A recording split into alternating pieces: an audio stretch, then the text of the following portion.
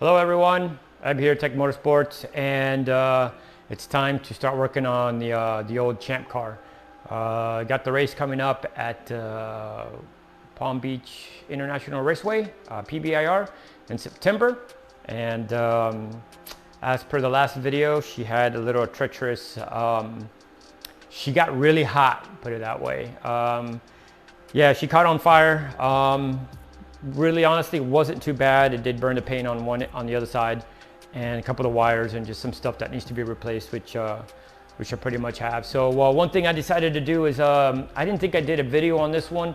Was when I did the polyurethane swap out on this subframe, and said to myself, next time I have to take the subframe apart, I'll go ahead and do the reinforcement plates.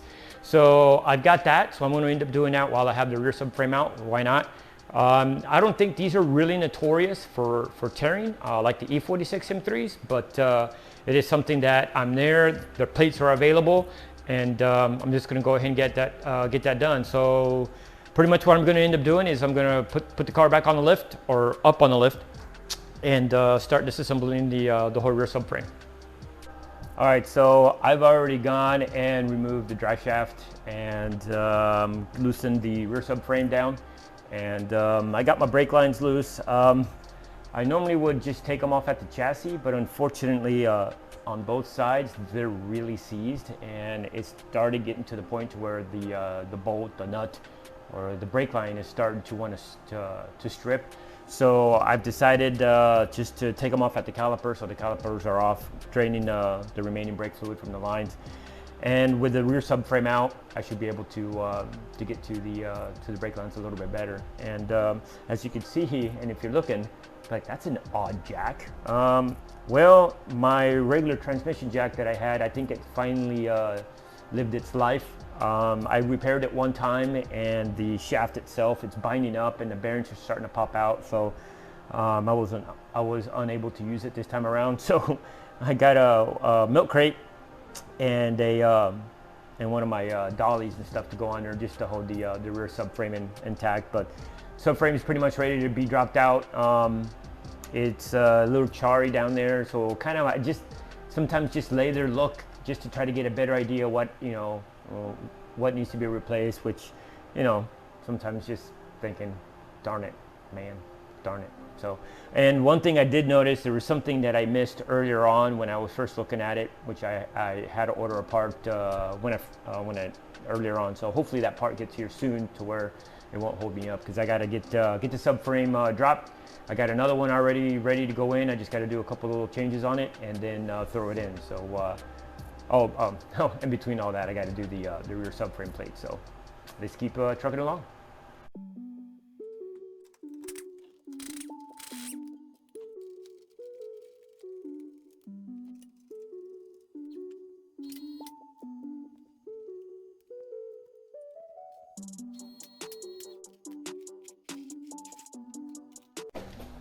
And there we go. Wasn't too shabby. Like I said, after a while you kind of get used to doing it, but it is easier when it's a race car, because a lot of the accessories down there are just, they're not there, So yeah, and one thing that I noticed too, as I was getting everything ready or taking the bolts off, I noticed that this ear here on this particular sway bar link, it was pushed back this way, because I noticed at first that when the suspension was up, that the sway bar didn't go in the right spot where the axle was at while I was looking on the other side. So and then the gap here is bigger compared to the other side. So yeah, something went wrong. I don't know.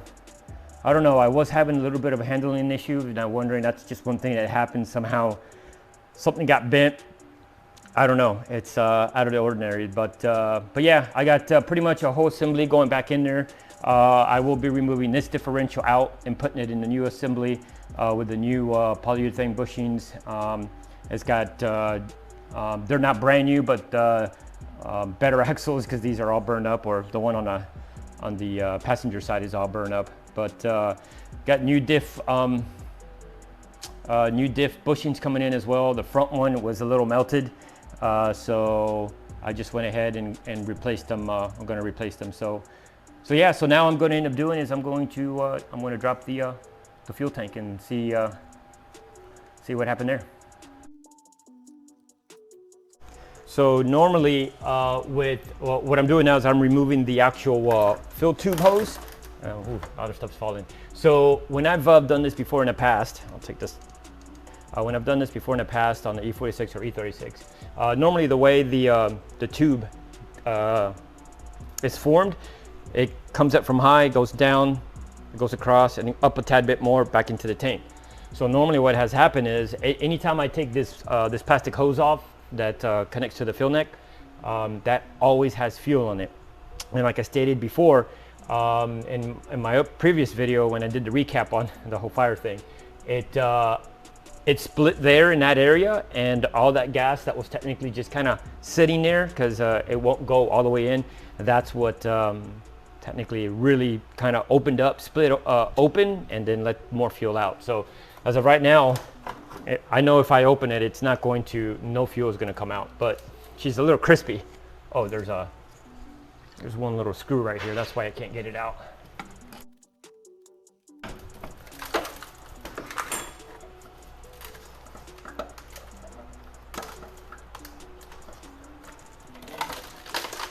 And right there should have been fuel coming out, and there wasn't. So, I mean, I already knew it. That was the fuel that pretty much just caught everything on fire. It just sprayed everywhere, and yeah. So I'll just keep taking this apart.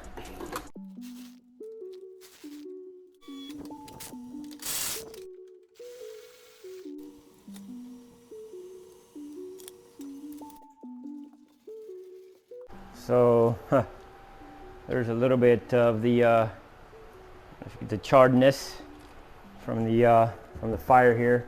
See, most of my vent lines are all burnt, so I just end up cutting them off. At this point, technically, the tank is trash.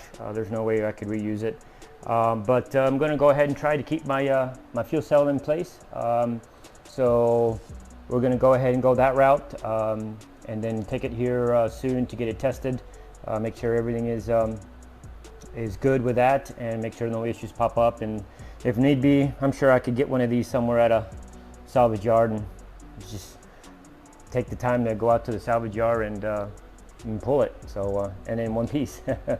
So yeah, let me do a little bit checking underneath and see if anything out of the ordinary. I know last time I checked when I had the subframe down, the actual chassis itself was not cracked, but yeah, got to check it just to make sure, and that's technically going to be the next thing to do. Is I got to clean everything up underneath there and get ready to clean up the areas where I'm going to put the reinforcement plate. So yep, that's the next thing to do. So stay tuned. All right, so I went ahead and got everything all cleaned up. Took all the sealant off, grinded it down. I put my weld-through primer already under the plates. So as you can see, you got the front section and then the back section. So now pretty much what I'm going to end up doing is I'm just going to just weld them into place. This is much more simpler than the E46 M3s. The E46 M3s actually go way up to the top, and these are just right here. I guess there's not that many companies that make them, but with the E36 chassis, they're really not notorious for ripping like the E46 M3 is. So yeah, I'm just going to go ahead and weld these up, and see you in a bit.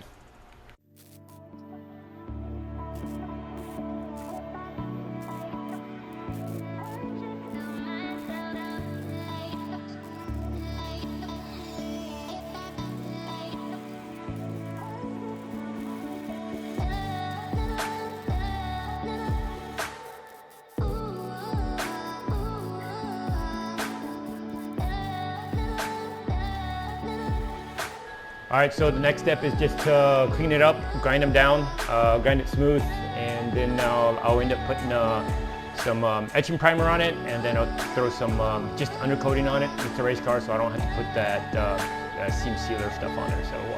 So yeah, so that's what's up next.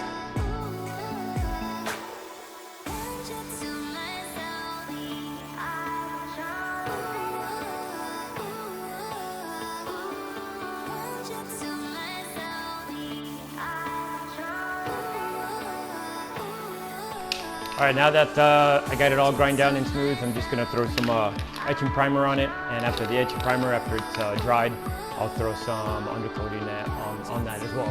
So, yeah.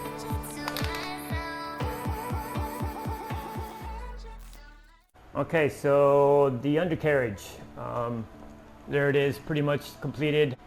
And now it's just time to install the rear subframe.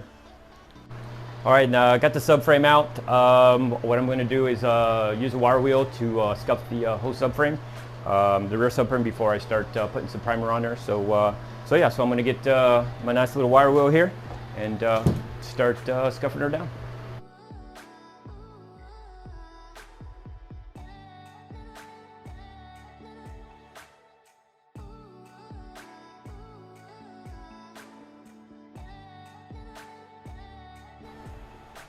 Okay, so here's the new subframe. I painted it gold. Yeah, I already had it black. Figured maybe tinge it up a tad bit, but you know, gold road cage, gold wheels, gold subframe. Why not? But went ahead and painted the rest of the stuff: the control arms, the trailing arms, the upper arms. So I went ahead and installed my polyurethane bushings. These are street track, not race ones. Went ahead and installed those. I got my diff that was in the burn unit. I got it in here. So there was really nothing besides just a little bit of the paint being charred. No big deal. But everything else on the outside was good. So yeah, so I already got my rotors in place. I got my calipers touched up. And let's just go through my parts list that I had, or my parts that I've had just been saving up. I finally did get to use those, and let me show you what I had to do just to make this happen. Okay, here is the original one that came out of the car, the one that has got fire extinguisher stuff on it. I had to leave the studs on there. They are really stuck on, so I bought new ones. And this one, the subframe, I did not want to reuse it because this tab right here is bent, and because it is, if I bent it back the other way, it could have gotten weak, and I just didn't want to go in and try to reinforce it. So I decided to just replace it, which is what's going in the car now. So I also had this one. This is another rear subframe that I had from my Team A Champ car, and that one no longer is with us, but I had a bunch of parts left over. This one I was going to reuse, but when we were looking at it, it actually bent in the accident, so the tab here is off, so the diff wouldn't fit in there. So what I ended up doing is I removed my polyurethane bushings, which were the red ones that are in my in the gold subframe. As I was going through everything, I realized by looking at this control arm was bent, so I had to take one off of the burn unit to put it on the new subframe, which the bushing was actually still intact, no charredness at all. So I reused it. Thank goodness the fire was on the opposite end. So yeah, so that's what I'm working on. That's what we got there. So right now, at this point, I'm going to drop this subframe in and make this car at least, you know, rollable.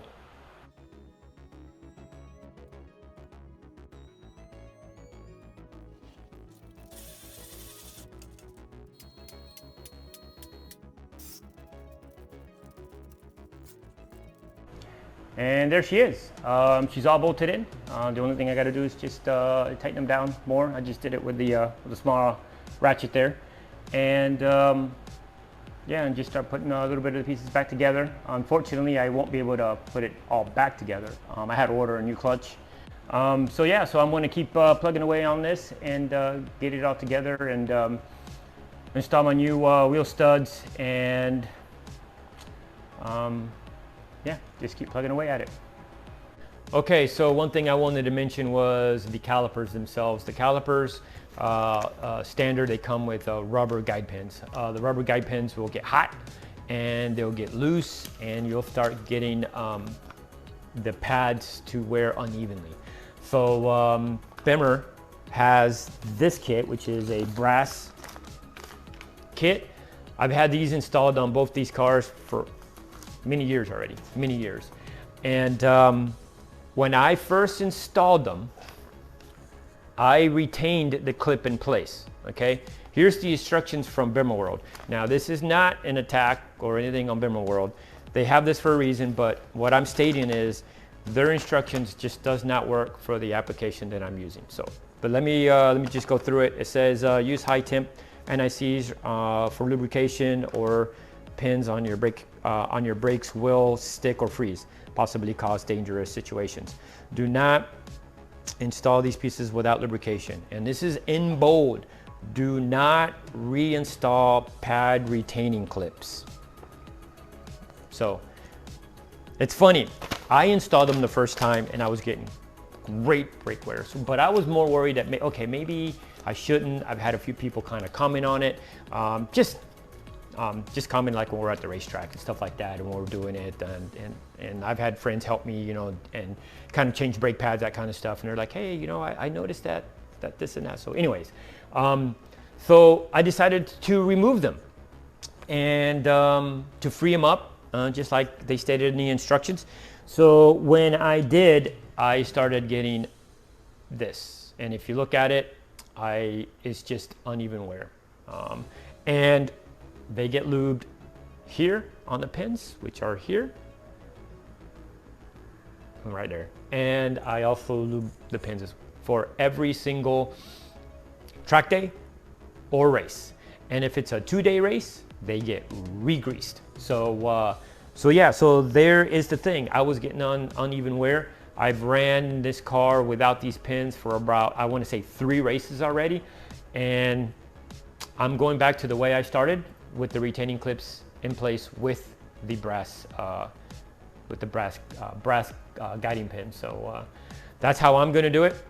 This is not anywhere stating that Bimmer World, you know, it doesn't work, but in the application it just doesn't work for me. So I will be using the retaining clips from this point forward. It worked great for me, and I get the pad wear even, and that's the whole go out of this thing, because I can't reuse this anymore.